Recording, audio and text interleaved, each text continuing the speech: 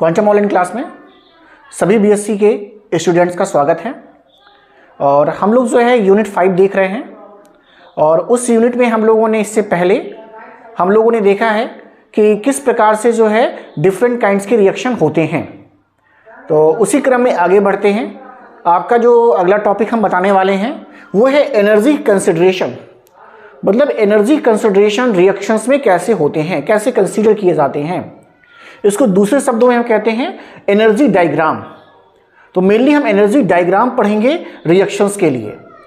तो सबसे इंपॉर्टेंट हमारा फोकस किस पर है, तो हमारा फोकस जो है एनर्जी डायग्राम पर किस पर है, वो हमारा फोकस है SN1 पर और SN2 पर। SN1 एंड SN2 रिएक्शन के लिए एनर्जी डायग्राम किस तरीके से बनाया जाता है उसको आज हम यहाँ पे डिस्कस करेंगे। तो कैसे बनेगा ये देखते हैं। तो सबसे पहले हम देखने जा रहे हैं energy diagram for SN1 reaction. पहले इसे कंसीडर कर रहा है। तो सबसे पहले आपको यह पता होना चाहिए कि SN1 रिएक्शन के अलग अलग स्टेप क्या हैं। हम सभी जानते हैं कि SN1 रिएक्शन जो है वो कंप्लीट किस में होता है, वो कंप्लीट होता है 2 स्टेप में।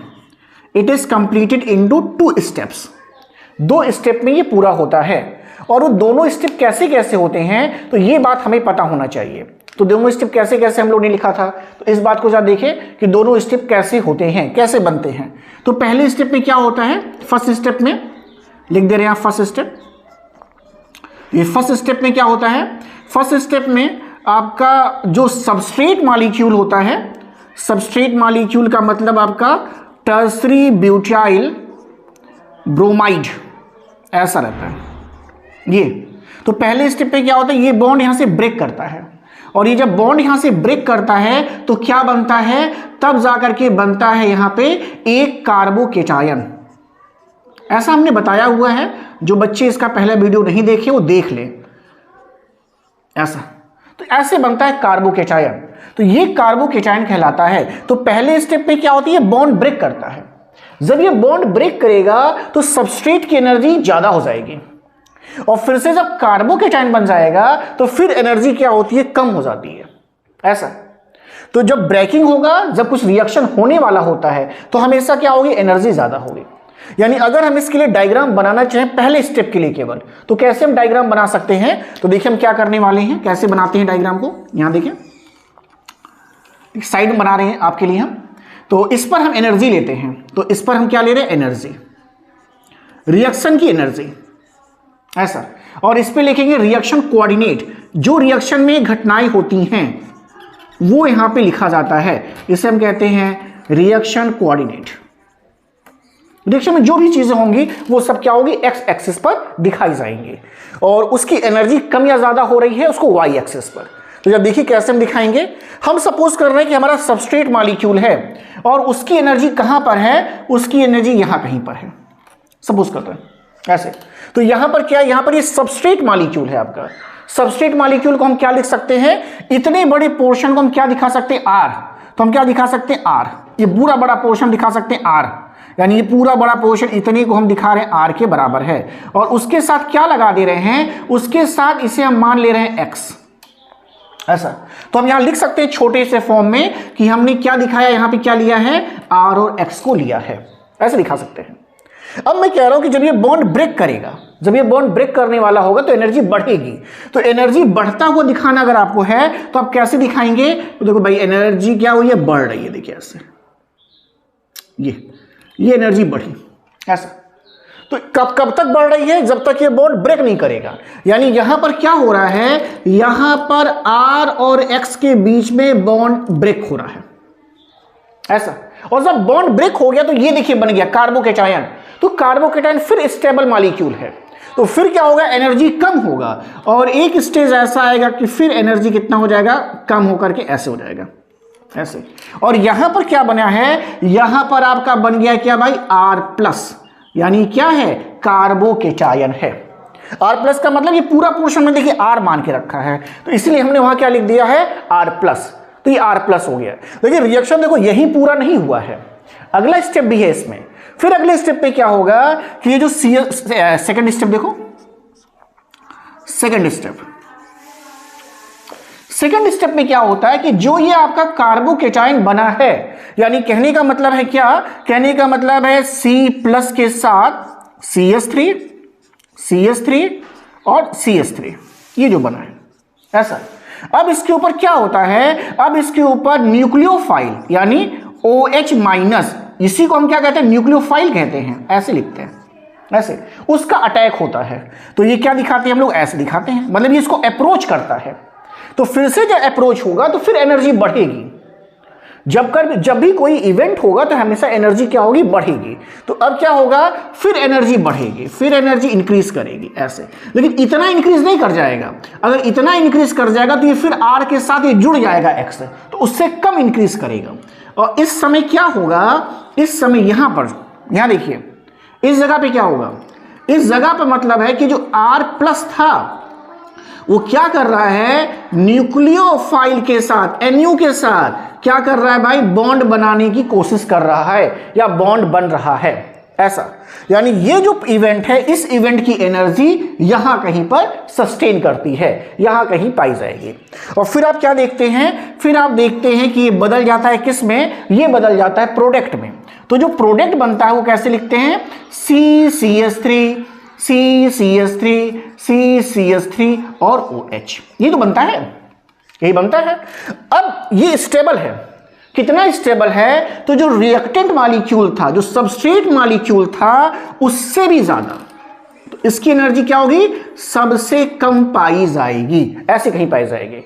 और उसको कैसे दिखाएंगे, तो उसको हम दिखाएंगे कि भाई न्यूक्लियोफाइल के साथ R के साथ NU क्या हुआ है, R के साथ ब्लू से दिखा रहे थे तो ब्लू कर दे रहे हैं, R के साथ NU का क्या हुआ है, ऐसे अटैचमेंट हो गया है ऐसे। तो ये एनर्जी प्रोफाइल किसके लिए है, SN1 रिएक्शन के लिए है। तो एनर्जी प्रोफाइल या एनर्जी कंसिडरेशन में हम क्या दिखाते हैं, हम दिखाते हैं अलग अलग जो भी इवेंट्स हो रही हैं रिएक्शन के दौरान, उनकी एनर्जी में किस तरीके की विभिन्नताएं पाई जाती हैं। तो इस तरीके से हम बनाते हैं और दिखाते हैं एनर्जी डायग्राम को। तो अब बनाना आसान है, बस ध्यान में रखिए कि क्या क्या प्रोसेस हो रही है, उसी प्रोसेस के अकॉर्डिंग उसको बनाया जाएगा। ये समझने के लिए बनेगा केवल यही, जब भी एनर्जी डायग्राम कहेगा तो यही आपको बनाना होगा। ये तो समझने के लिए है कि ये प्रोसेस या प्रोसीजर एडॉप्ट हो रहे हैं। तो इस तरीके से आप क्या कर सकते हैं, इस टॉपिक को देख सकते हैं। तो अभी हमने देखा energy diagram for SN1 reaction, अभी SN2 बाकी है। तो अगर आपको स्क्रीनशॉट लेना तो आप ले सकते हैं, मैं हट जा रहा हूं, आप स्क्रीनशॉट इसका ले लीजिए जिससे आपको आसानी रहेगा।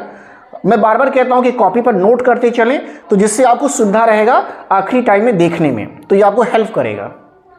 अदरवाइज फिर से आपको कुछ नई किताबें खरीदनी पड़ेंगी, मार्केट में फिर से आपको तरह तरह के गोल्ड्स हैं, मैगजीन्स हैं, उनको आपको देखना पड़ेगा, तो फिर आपको दिक्कत करेगा, फिर आप नए सिरे से पढ़ेंगे। इसको आप एक बार देख चुके हैं, इसका नोट्स बनाए रहेंगे तो आसानी से आपका काम हो जाएगा। मेरी पूरी कोशिश है कि आपका पूरा सिलेबस खत्म कर दें, और मैं केवल इंपॉर्टेंट ही पढ़ाता हूं, ऐसे टॉपिक ही पढ़ाता हूं जो एग्जामिनेशंस के लिए आपको नंबर स्कोर करें। ऑलरेडी में जो ऐसे टॉपिक है जिन क्वेश्चन कम पूछे जाते हैं या नहीं पूछे जाते हैं, उनको मैं नहीं पढ़ाता हूं। तो आप ये ना समझे कि ये टॉपिक इंपॉर्टेंट है कि अनइम्पॉर्टेंट है, जो पढ़ा रहा हूं सब इंपॉर्टेंट पढ़ाता हूं। तो ये टॉपिक भी इंपॉर्टेंट है तभी पढ़ा रहा हूं, अदरवाइज नहीं पढ़ाता मैं। अदरवाइज मैंने कुछ टॉपिक छोड़ के रखे होंगे, जो अनइम्पॉर्टेंट है उसको मैं पहले से छोड़ के रखा हूं, तो आपको कहना नहीं पड़ेगा।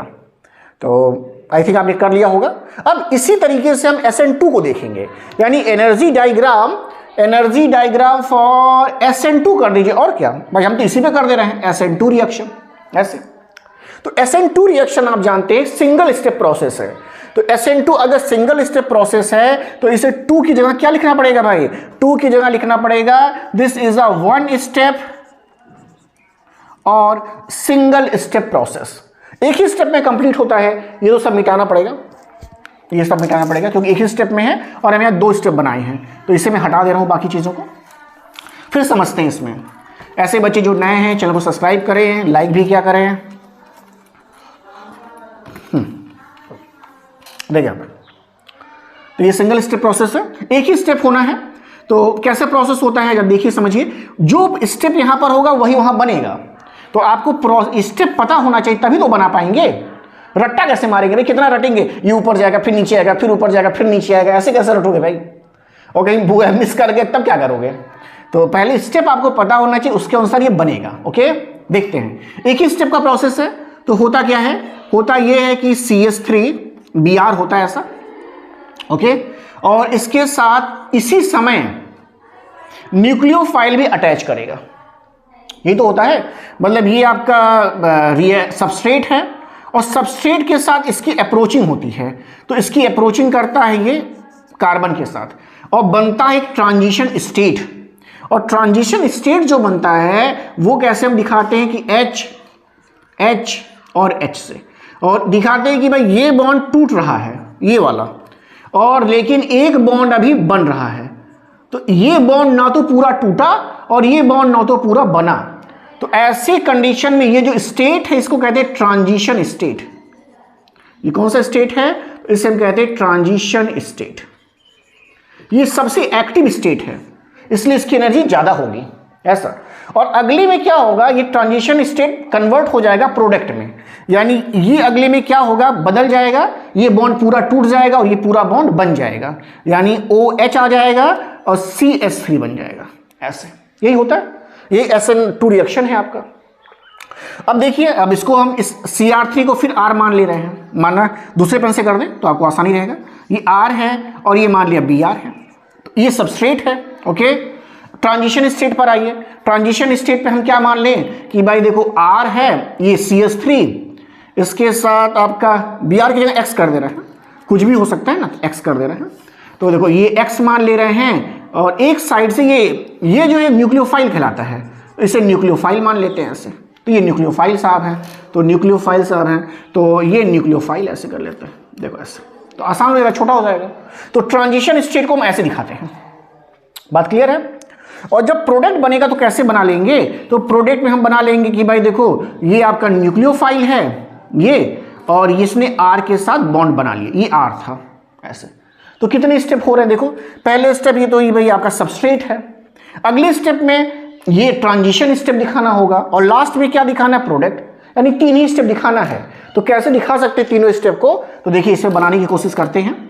देखिए तीनों स्टेप बनाते हैं हम लोग, कैसे बनेगा देखिए यहाँ पे, यहाँ देखिए सबसे पहले ये है आपका क्या, ये आपका है सबस्ट्रेट, क्या लिख रहे हैं इसको, RX, तो RX सबस्ट्रेट है। अच्छा, सबस्ट्रेट के बाद ट्रांजिशन स्टेट बना, एनर्जी ज्यादा हुई, तो एनर्जी ज्यादा करिए।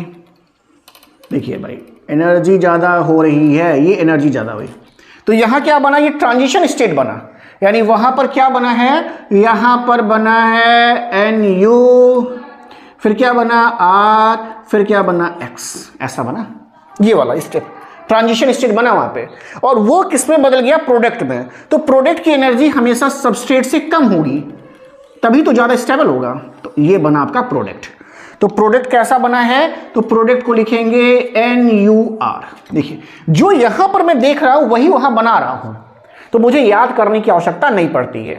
तो मुझे स्टेप पता है, स्टेप के लिए आपको पिछला वीडियो देखना पड़ेगा, वहां पर आप देख लीजिएगा, मैंने स्टेप बताया है कि कौन कौन से स्टेप होते हैं। तो यहां पे दोबारा उस चीज को मैं नहीं बता रहा हूं, तो स्टेप आपको पता है, उसी के अनुसार मैं इस डायग्राम को बना रहा हूं। तो 3 ही स्टेप में कंप्लीट हो जाएगा। ये आपको रिएक्टेंट दिखा रहा है, ये ट्रांजिशन स्टेट दिखा रहा है, और ये दिखा रहा है प्रोडक्ट। इस तरीके से हम लोग क्या करते हैं, एनर्जी डायग्राम बनाते हैं, या इस टॉपिक को एनर्जी कंसिडरेशन भी कहते हैं। तो ये हमने SN1 SN2 के लिए देखा है। SN1 SN2 के लिए ज्यादा इंपॉर्टेंट है ये, इसलिए मैंने इसके लिए आपको एनर्जी कंसिडरेशन या एनर्जी डायग्राम आपको मैंने बता दिया है। आप इसको ले सकते हैं, स्क्रीनशॉट लेना चाहते हैं ले सकते हैं। स्क्रीनशॉट लेने के बाद इसमें अगला टॉपिक हम आपको बताने के लिए जा रहे हैं, तो ले लीजिए आप इसका स्क्रीनशॉट पहले, इसके बाद देखते हैं।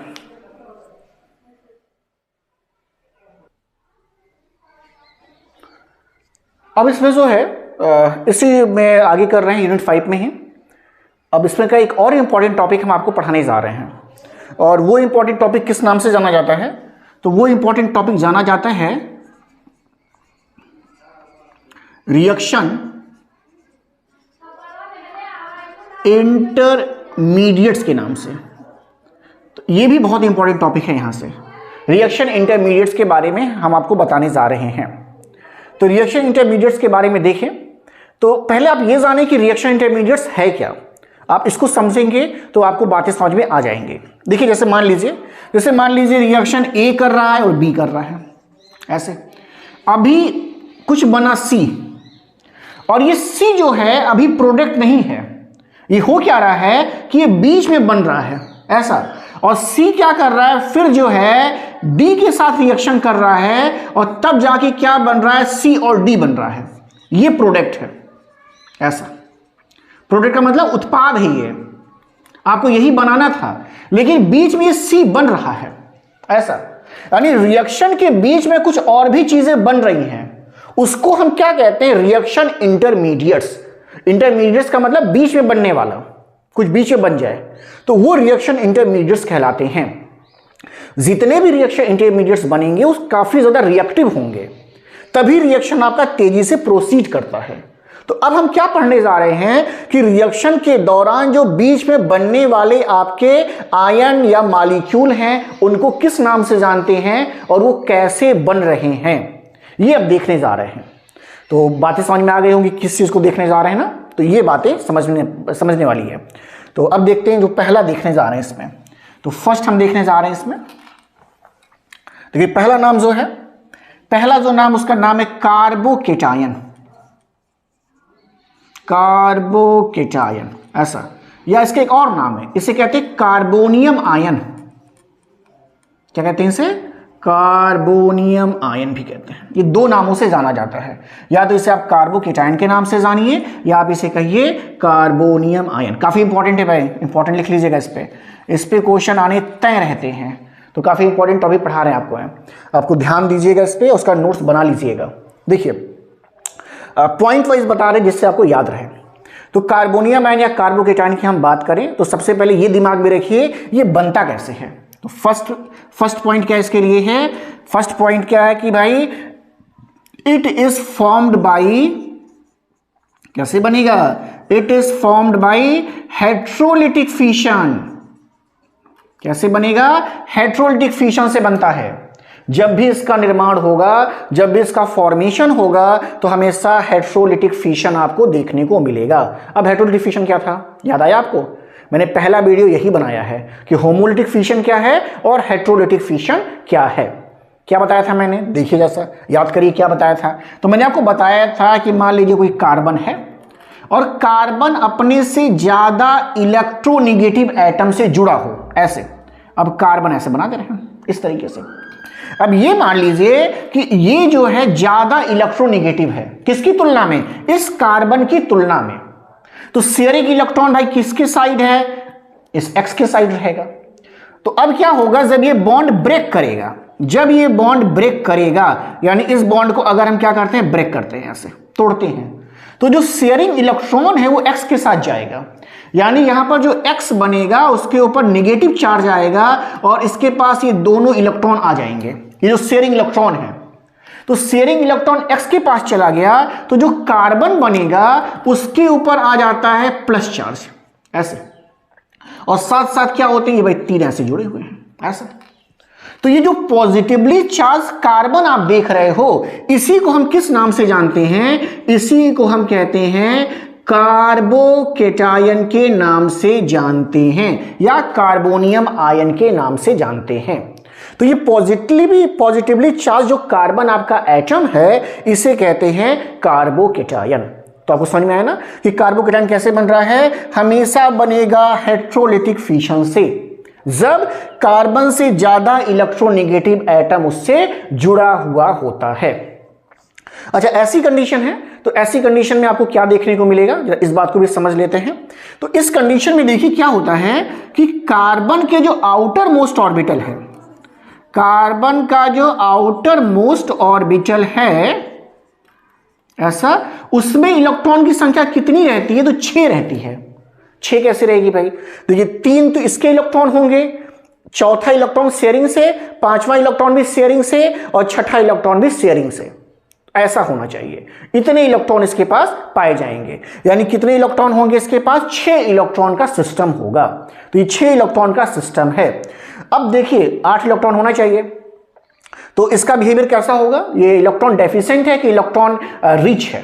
तो इलेक्ट्रॉन डेफिशिएंट है, यानी इसका बिहेवियर कार्बोकेटायन का कैसा होगा? तो कार्बोकेटायन हमेशा इलेक्ट्रोफाइल की तरह व्यवहार करता है। कैसा होगा भाई? इलेक्ट्रोफिलिक होगा। तो हमेशा कार्बोकेटायन का बिहेवियर कैसा है? इलेक्ट्रोफिलिक नेचर का है। तो अगली बात हम क्या लिख सकते हैं? तीसरी बात कि इसका बिहेवियर कैसा है? इसका बिहेवियर है इलेक्ट्रोफिलिक नेचर का, इलेक्ट्रोफिलिक नेचर का ही है। तो नेचर कैसा है इसका? इलेक्ट्रोफिलिक है। ऐसा इलेक्ट्रॉन की हमेशा कमी बनी हुई है, तो हमेशा किसके साथ रिएक्शन करता होगा? हमेशा ये न्यूक्लियोफाइल के साथ रिएक्शन करता होगा, जिसके पास इलेक्ट्रॉन की अधिकता रहती होगी। ये बात क्लियर हो गई है? अच्छा भाई, अब देखिए जरा कार्बन को देखते हैं। यहाँ पे कार्बन की बात, कार्बन देखिए क्या है? कार्बन का सिस्टम है, कार्बन में 6 इलेक्ट्रॉन का सिस्टम है। इसका इलेक्ट्रॉनिक कॉन्फ़िगरेशन है 1s2, 2s2 एंड 2p2, ऐसा ही है ये। यहां पे 2 इलेक्ट्रॉन्स पाए जाते हैं, ऐसे देखिए 2 इलेक्ट्रॉन्स पाए जाते हैं, और जो p है देखिए ये p, इस p में इलेक्ट्रॉन की संख्या कितनी है? तो इस p में इलेक्ट्रॉन की संख्या भी 2 है, ऐसी कंडीशन है। अच्छा, तो ये आपको कंडीशन यहां पे देखने को मिलती है। अब देखिए जब ये किसी के साथ बॉन्ड बनाता है, जैसे इसने बॉन्ड बनाया होगा, कुछ बनाया होगा, कोई कंपाउंड बनाया होगा, तो जब ये एक्साइटेड स्टेट में होता है तो उस कंडीशन में क्या होती है? तो उस कंडीशन में आप देखिए ये एक इलेक्ट्रॉन जो होता है ये ट्रांसफर होकर कहां चला जाता है? ये ट्रांसफर होकर देखिए कहां चला जाता है? इसमें चला जाता है, ऐसे हो जाता है, ऐसी कंडीशन रहती है। क्लियर है? तो ये सबके साथ यानी 4 अलग अलग एटम के साथ ये बॉन्ड बना सकता है। लेकिन हो क्या रहा है कि जब ये बॉन्ड ब्रेक करता है तो इसका एक इलेक्ट्रॉन x के साथ चला जाता है, तो इसके पास एक इलेक्ट्रॉन यहां कम हो जाता है, ऐसे एक इलेक्ट्रॉन यहां कम हो जाता है, तभी तो C के ऊपर क्या आता है? प्लस चार्ज आता है, एक है। यानी कार्बन जब कार्बोकेटायन फॉर्म में होगा, इस फॉर्म में होगा, ऐसे फॉर्म में, तो ऐसा टाइप का कॉन्फ़िगरेशन पाया जाएगा। क्लियर है? तो अब क्या होता है कि एक s ऑर्बिटल, देखिए एक s ऑर्बिटल ये, और ये 2 p ऑर्बिटल फिर से मिलकर के क्या बनाते हैं? बनाते हैं ऑर्बिटल्स जिनको हम कहते हैं sp2। एक s है और 2 p हैं, तो sp2 hybridised orbital, hybridised orbitals ये बनाते हैं ऐसा। यानी इसमें जो हाइब्रिडाइजेशन पाया जाता है वो कैसा पाया जाता है? तो यहां पर हाइब्रिडाइजेशन पाया जाता है sp2 टाइप का हाइब्रिडाइजेशन आपको देखने को मिलेगा, क्योंकि इस्तेमाल क्या होगा? यही 3 ऑर्बिटल इस्तेमाल किए जाएंगे। एक ऑर्बिटल देखो यहां वैकेंट है, एक ऑर्बिटल देखो खाली है, ये ऑर्बिटल। अब इसी ऑर्बिटल में क्या हो सकता है? जो नया, मैंने बोला कि ये क्या है आपका? इलेक्ट्रोफाइल है, तो किसी ना किसी से इलेक्ट्रॉन ये एक्सेप्ट करता होगा, तो जो इलेक्ट्रॉन एक्सेप्ट करता होगा वो इस ऑर्बिटल में जाता होगा, ऐसा। अब देखिए sp2 हाइब्रिडाइज्ड ऑर्बिटल है, हाइब्रिडाइजेशन क्या है? sp2 है। तो अगर sp2 हाइब्रिडाइजेशन है तो इसका स्ट्रक्चर कैसा होगा? तो इसका स्ट्रक्चर होता है कैसा? Planar trigonal. कैसा स्ट्रक्चर होता है इसका? इसका स्ट्रक्चर होता है प्लेनर ट्राइगोनल, ये इसका स्ट्रक्चर है। मतलब कहने का मतलब है कि जैसे देखिए मान लीजिए कि आपको दिखाना चाहें तो मैं किताब लेता हूं साथ में, देखिए इसका मतलब है कि सारे कार्बन एक ही प्लेन पर पाए जाएंगे, लेकिन स्ट्रक्चर कैसा होगा? ट्राइगोनल होगा, त्रिभुजाकार होगा, लेकिन सब क्या होंगे? एक ही क्या पाए जाएंगे? प्लेन पर पाए जाएंगे। लेकिन एक जो ये p ऑर्बिटल है ये इस प्लेन के परपेंडिकुलर होगा, मतलब आधा लोब ऊपर होगा और आधा लोब कहां होगा? नीचे होगा, इस प्लेन के। तो एक p ऑर्बिटल जो होगा इस प्लेन के परपेंडिकुलर होगा, बाकी तीनों जो होंगे वो कहां पाए जाएंगे? इसी प्लेन पर पाए जाएंगे। तो यानी कहने का मतलब है प्लेनर ट्राइगोनल स्ट्रक्चर आपको देखने को मिलेगा। तो उसमें से अगर हम बनाना चाहें, देखिए कैसे, अगर हम बनाना चाहें तो हम कैसे दिखा सकते हैं? तो देखिए ऐसा, मतलब एक जो आपका p ऑर्बिटल है, देखिए ये वाला p ऑर्बिटल ये इस प्लेन के परपेंडिकुलर है, लेकिन बाकी जो होंगे, बाकी जितने होंगे सब इसी प्लेन पर होंगे, ऐसा। और इसके ऊपर क्या चार्ज लगा दिया जाए? Plus charge. तो ये स्ट्रक्चर किसका है? ये स्ट्रक्चर है किसका? कार्बोकेटायन का। ऐसा कैसा स्ट्रक्चर? Planar trigonal. तो ये स्ट्रक्चर आपको देखने को मिलेगा sp2 हाइब्रिडाइजेशन के साथ। तो ये सारी बातें किसकी संबंधित हैं? ये सारी बातें संबंधित है कार्बोकेटायन या फिर कार्बोनियम आयन से। तो ये सारी बातें को ध्यान में रख करके हम लोग इस बातों को डिस्कस करते हैं। तो आई थिंक ये बातें आपको समझ में आ गई होंगी। अब देखते हैं इसकी स्टेबिलिटी का, देखते हैं, चेक करते हैं कि कौन सा ज्यादा स्टेबल होगा, कौन सा कम स्टेबल होगा। तो इस बात को भी चेक करते हैं। यानी अब हम देखने जा रहे हैं स्टेबिलिटी ऑफ कार्बोनियम आयन। तो सारी चीजें हम मिटा रहे हैं। अगर आपको स्क्रीनशॉट लेना तो आप ले सकते हो। मैं रुक जाता हूं 2 मिनट के लिए। ओके, तो हटाता हूं मैं इस सब चीजों को। ये हेडिंग रहने देते हैं क्योंकि इसी का स्टेबिलिटी देखने जा रहे हैं, तो बाकी चीजें हटा दे रहे हैं। देखिए यहाँ पे इंपॉर्टेंट टॉपिक है, एग्जामिनेशन में पूछने का रहता है। स्टेबिलिटी भी अलग से पूछा जा सकता है, तो स्टेबिलिटी को आप इग्नोर नहीं कर सकते हैं। तो स्टेबिलिटी को आप देख सकते हैं, ऐसा नहीं कि आप स्टेबिलिटी छोड़ के गए। तो स्टेबिलिटी आप देखने जा रहे हैं, स्टेबिलिटी ऑफ कार्बोनियम आयन। देखिए stability of carbonium ion, stability of carbonium ion. Ions कर दे रहे हैं, ढेर सारे आयन बनेंगे। देखिए यहाँ पे, तो पहले देखिए कार्बोनियम आयन किस तरीके से हम लिखते हैं। तो कार्बोनियम आयन को कैसे लिखते हैं, रिप्रेजेंटेशन का तरीका क्या होता है। तो देखिए पहले कार्बोनियम आयन को लिखने का तरीका देखिए यहाँ पे।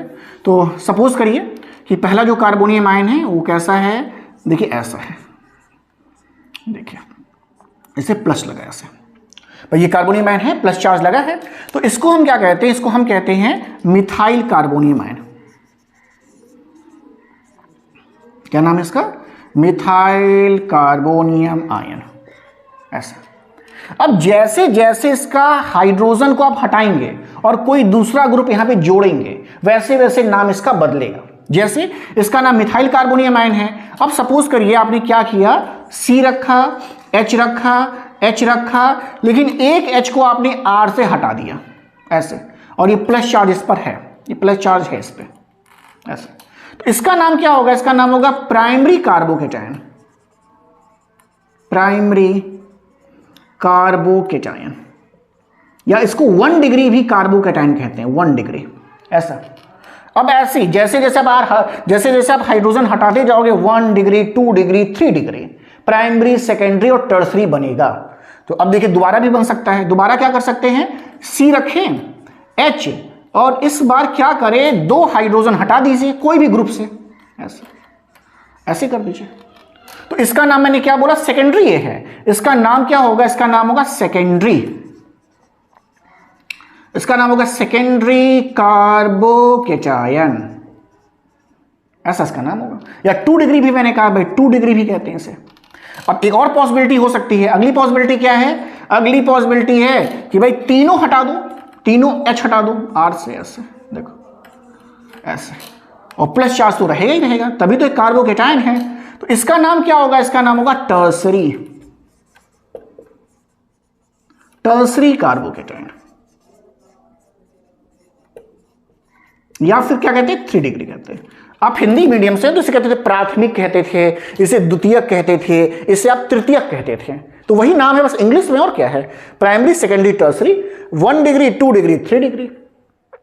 अब बात हम स्टेबिलिटी की करने जा रहे हैं। तो स्टेबिलिटी को ध्यान दीजिएगा, बहुत ही सिंपल सा पॉइंट है। इस बात को आप समझते हैं तो स्टेबिलिटी याद नहीं करना पड़ेगा। या देखिए अब ध्यान दीजिए यहाँ पे, देखिए अब यहां फिर से आते हैं। देखिए ये कार्बन साहब हैं, इनके ऊपर पॉजिटिव चार्ज है ऐसा। पॉजिटिव चार्ज का मतलब है इनको इलेक्ट्रॉन की कमी है, इनके पास इलेक्ट्रॉन कम है। कोई भी हमेशा कोई भी आयन के ऊपर अगर चार्ज है तो हमेशा वो चाहेगा कि चार्ज उसका खत्म हो जाए, क्योंकि वो स्टेबल इस समय नहीं है। स्टेबल कब माना जाएगा, जब उसके ऊपर चार्ज ना पाया जाए। तो अब ये क्या चाहेगा कि भाई इसको कोई इलेक्ट्रॉन देने वाला मिल जाए। भाई इलेक्ट्रॉन की कमी है ना, ये कब कम होगा, जब इसको इलेक्ट्रॉन मिलता होगा। बिल्कुल यही बात है। तो मान लीजिए कोई आपने ग्रुप जोड़ा ऐसा, जो क्या करता है, इसको इलेक्ट्रॉन देता है, तो इसकी स्टेबिलिटी बढ़ गई। भाई इसके ऊपर चार्ज लगा था प्लस, इसको इलेक्ट्रॉन चाहिए, इलेक्ट्रॉन देने वाला मिल गया है, तो स्टेबिलिटी बढ़ गई। अच्छा, अगर मान लीजिए कोई ग्रुप आपने एक और जोड़ दिया जो फिर इलेक्ट्रॉन इसको दे रहा है ऐसा, तो इसकी स्टेबिलिटी और बढ़ गई। फिर अगर आपने ऐसा ग्रुप जोड़ा जो फिर इसको इलेक्ट्रॉन दे रहा है, तो इसकी स्टेबिलिटी और ज्यादा बढ़ गई। ऐसा नहीं बढ़ गई है। तो यानी कहने का मतलब है कि सबसे अधिक स्टेबिलिटी इसकी कब होती होगी, जब ये तीनों ग्रुप जो हैं इलेक्ट्रॉन को डोनेट करने वाले होते होंगे, इलेक्ट्रॉन रिलीजिंग होते होंगे, तब इसकी स्टेबिलिटी सबसे अधिक है। तो यानी कहने का यह सेंस होता है कि अगर आपने 3 डिग्री बनाया है और ये 3 डिग्री में तीनों जो है इलेक्ट्रॉन को डोनेट करने वाले हैं, तो सबसे अधिक स्टेबिलिटी किसकी है, 3 डिग्री की होगी। यानी 3 डिग्री कैटायन जो होगा वो सबसे ज्यादा स्टेबल माना जाएगा। अब जैसे जैसे R कम करते जाओगे स्टेबिलिटी कम होती जाएगी। भाई मान लो 3 आपने बनाया, सपोज कर लेते हैं, इसी को बना के दिखाते हैं आपको। देखिए बस यही बात है, इसमें समझने वाली कोई बात नहीं है। देखिए सपोज किया आपने CH3 लगाया है, देखिए सपोज किया आपने CH3 लगाया है, सपोज किया आपने CH3 लगाया, ऐसे ये CH3 जो है ये इलेक्ट्रॉन डोनेटिंग है, ये इलेक्ट्रॉन देता है, ये भी इलेक्ट्रॉन देता है, ये भी इलेक्ट्रॉन देता है, ऐसा 3 डिग्री है। मतलब इस 3 डिग्री की हमेशा स्टेबिलिटी किससे ज्यादा होगी, 2 डिग्री से। 2 डिग्री का मतलब जब यहां पर एक CH3 लगा हो, जब यहां पर एक CH3 लगा हो और जब यहां पर एक H लगा हो, इससे हमेशा किसकी ज्यादा होगी, इसकी ज्यादा होगी। क्योंकि यहां पर 2 क्या हैं, यहां पर CH3 ग्रुप हैं जो इलेक्ट्रॉन को देने वाले हैं। हाइड्रोजन भी इलेक्ट्रॉन देता है लेकिन इसकी अपेक्षा कम देता है, ऐसा। और इससे कम किसकी होगी, तो ये 3 डिग्री हो गई, ये कौन सा हो गया, ये 2 डिग्री हो गया, ऐसा 2 डिग्री हो गया। और 2 डिग्री से कम किसका होगा भाई, कार्बन के साथ जब एक ही क्या है, CH3 है, ऐसा, और 2 हाइड्रोजन हो, ऐसा। इसकी स्टेबिलिटी भाई कम होगी इसकी तुलना में, इसकी तुलना में इसकी स्टेबिलिटी कम होगी, ऐसे। और सबसे कम किसकी होगी, तो अगर सबसे कम देखा जाए तो भाई किसकी होगी, किसकी होनी चाहिए, जो CH3 था, ऐसा।